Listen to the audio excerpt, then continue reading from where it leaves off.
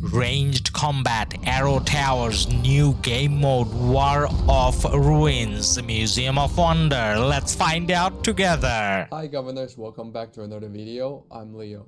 Today we'll be going over the next update, Museum of Wonders. Museum Days here. Participate.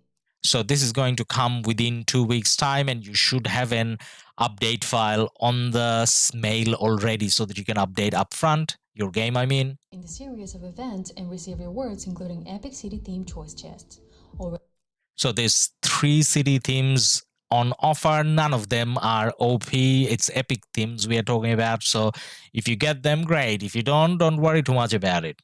And if you already have the city skins, as it says, you get 2,000 gems back. So this is great.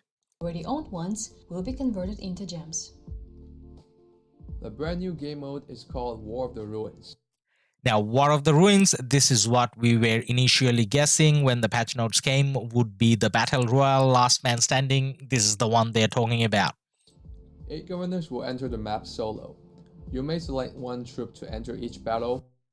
Now, we kind of have to stop a few times here because we want to read through the rules that you can see on the background. Now, they may change, but most likely they will be somewhat similar. So the first thing that you notice is you need to be at least a Town Hall, City Hall 7.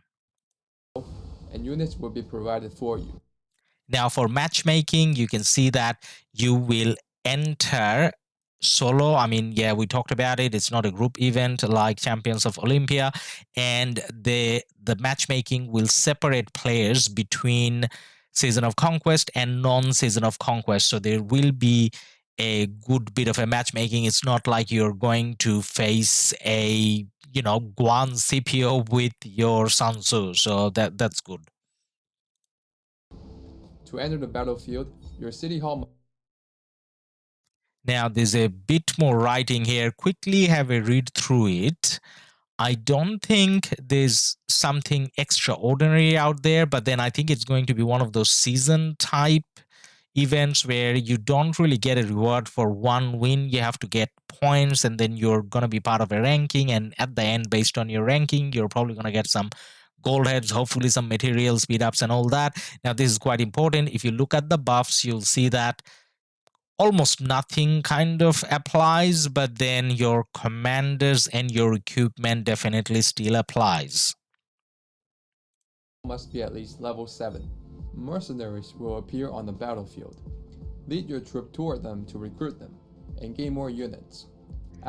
Now, they did mention that there's going to be a commander lock. I just remembered that I didn't mention it. So the last screen we were looking at, it did mention that there's going to be commander locks. What that means is what we talked about already. So Season of Conquest, non-Season of Conquest. So it's not like you're going to come up against some high-level commanders that is going to be unevenly matched. And then Leo mentioned that you're going to walk around the map and you can recruit more troops, and you kind of saw that on the screen as well, right? After defeating other governors' troops, you can integrate their units into your troop. Troops on the battlefield will periodically be granted on a random skill. So when he is talking about the random skill, I think you can see a little bit on the side. There's going to be a few random skills that are going to come in. It's probably going to be like Champions of Olympia, where with Champions of Olympia, you can kind of select the skills, but it's probably going to be random. So you may be able to not be able to select the skills up front, but rather whatever comes, you can kind of use, and you can kind of see how the battle's going to be over here. The last troop left standing will be victorious. Okay. All new ranged combat added in Season of Conquest. Governors taking part in this new KvK can command siege units to build arrow towers. Now, the first thing that you notice, the range is pretty good, right? So it's exactly like a barbarian keep tower, and you can actually see the temporary commander they mentioned in the patch note was going to be available. So you actually have that temporary commander there, and then you can use siege. So as you saw the march going up there before, it was full of siege. Now, one of the questions that we were thinking about is, does it have to be all siege? Well, probably not. As long as you take out a commander with siege, you can do the tower.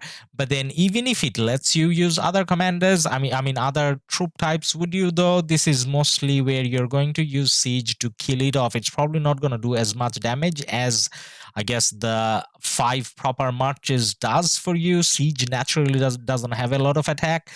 Now, other than that, it's actually using up one of your marches. So if you have 5 march, it's using up 1. If you have 10, I mean, not 10, 7, then it's using up 1. So when you have the ability to fight, you're probably still going to rely on your 5 or 7 marches with proper commanders, proper troops. This is when you say, for example, towards the end of KvK, or you ran out of resources, or you ran out of speed ups, and or you're in a highly defensive situation. I don't know. I'm sure we'll find out some strategies. But think about it. If like 10 farm accounts does these towers, even with normal troops, this is gonna be quite painful. So the siege troops kind of became useful, and your farm accounts probably kind of became useful as well. Now, the other thing that I wonder is this. I know, as in they mentioned, that this is going to be only available in Heroic Anthem Power Up. Well, actually, there's quite a few things that I wonder about it. The first thing is there going to be a normal season of Conquest Heroic Anthem, because we love that? Secondly, if not, if it's only the new story Power Up or whatever it's called, where we get to sign up for that, is the crystal tech going to be different for it? Maybe, because at the moment Siege only has a little bit of a, actually Siege does have the same as other troops, right? Yeah, actually I take it back. Siege has its own kind of crystal tech research. So yeah, I mean, Siege will be kind of useful. But then I'm kind of already worried about, farm accounts being overly useful in building many towers. Like, you can log in, build towers, and walk away. What's the impact of that? But I guess we'll find out.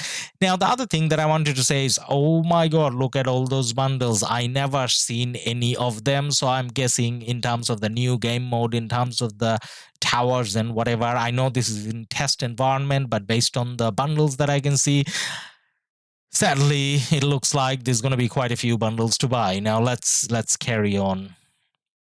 Oh, by the way, this new commander, the temporary commander that you get, that you can use to build siege towers, he's gonna go away after you finished your Season of Conquest Heroic Anthem Power Up KvK. So it's not a permanent thing. You can't use it in normal kingdom, allowing you to attack enemy troops from long distances. So see, there's quite a bit of a damage it will do if you add them up. So at the moment, there's one player. It's the same player, right? Yes, Governor 3387, Governor 3387. So he has 2 marches here, and he got 2 arrow towers there. That's what we can see at the moment. Now, this is where it can get scary. It doesn't have to be the real commanders. I mean, with your farm account now, you do feel rallies and garrisons. I mean, not as much rallies, but probably garrison. But then it's not directly damaging troops. But like, if you can do these towers anywhere, I mean, I'm kind of hoping that they're going to have very low health. I am pretty sure they will have very low health, because that's going to take care of that problem, because you can kind of go and destroy them. So the farm account doesn't become an issue. Let's go through again. There are also new Alliance Arrow Towers.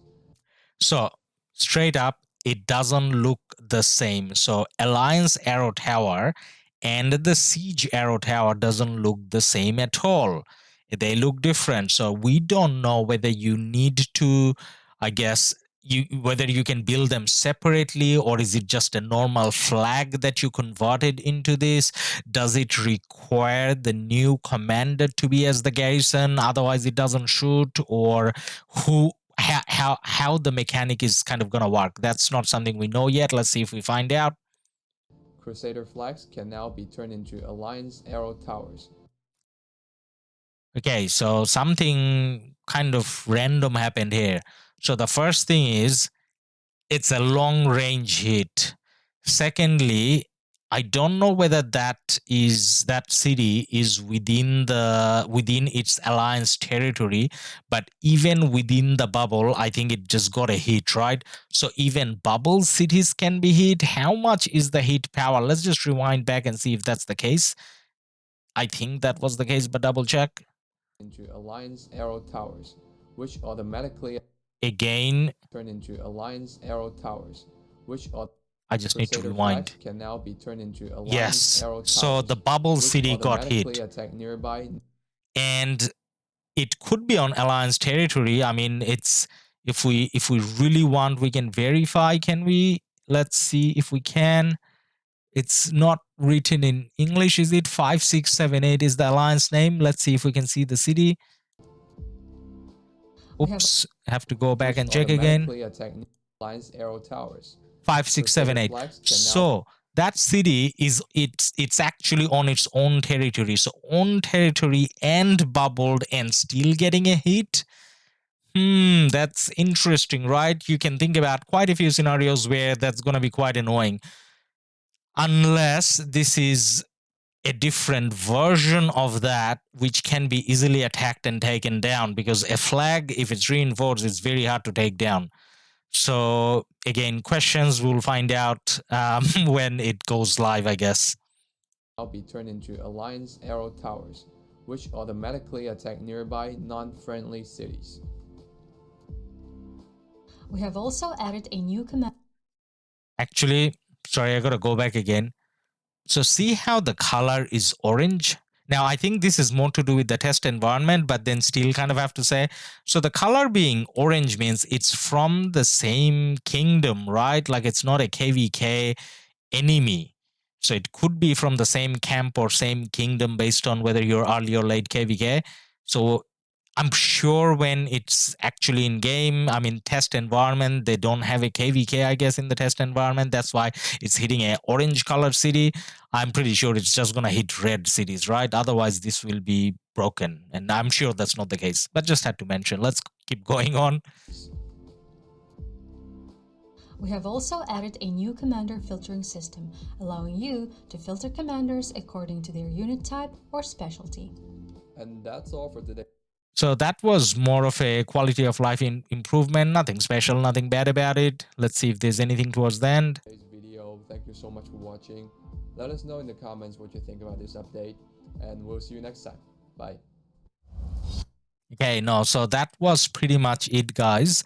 So in terms of the update, I think we tried to break it down as much as we could. We did have a detailed conversation in our live stream just earlier as well.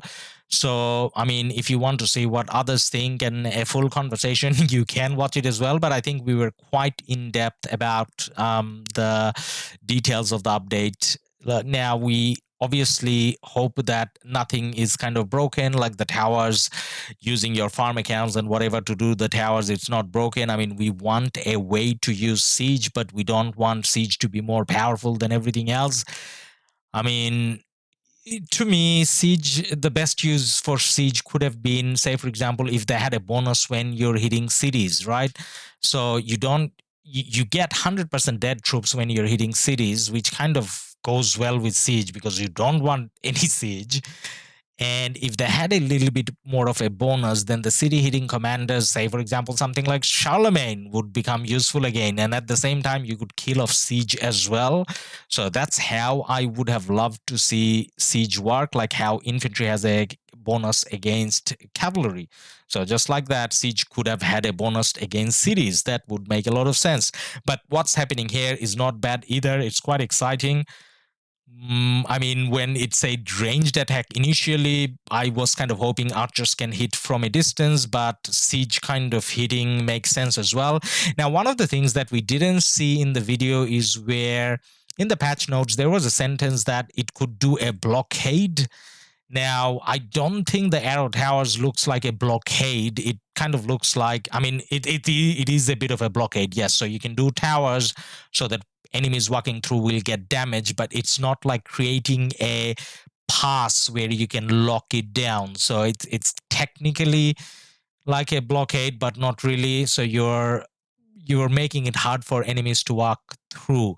Now that's where again that little concern kind of comes in. What if someone does have like 15 farm accounts, and 15 farm accounts puts up 15 towers, or 5 each? Oh no, actually you can only do 1 tower each, right? Because you have to use those commanders, so one account cannot do more than 1.